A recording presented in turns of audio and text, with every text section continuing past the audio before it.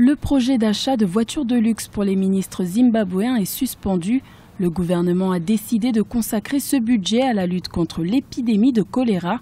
Pour l'instant, 29 millions de dollars ont été recueillis sur les 35 millions recherchés par les autorités, alors que 64 millions de dollars seraient nécessaires pour enrayer cette épidémie. Avec les 15,7 millions de dollars que le gouvernement a promis pour l'épidémie de choléra, nous avons suspendu l'achat de véhicules pour les ministres et les membres du Parlement afin d'avoir les moyens de lutter contre l'épidémie. L'État compte également sur la participation citoyenne des Zimbabwéens de la diaspora et des entreprises locales pour collecter des fonds. Une campagne de financement participatif a été lancé afin de récolter des aides financières ou en nature pour faire face à cette crise sanitaire. Dans un premier temps, le gouvernement donnait l'impression de flotter, de ne pas savoir comment s'y prendre.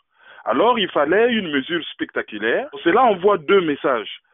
D'un côté, le gouvernement va réduire son train de vie pour être au diapason de la population, et de l'autre, on va lutter contre l'épidémie de choléra. Déclarée au début du mois de septembre 2018, l'épidémie de choléra a déjà engendré le décès de plus de 30 personnes et infecté plus de 5000 autres dans le pays. Cette épidémie avait déjà sévi au Zimbabwe en 2008, chiffrant le nombre de pertes en vie humaine à plus de 4000.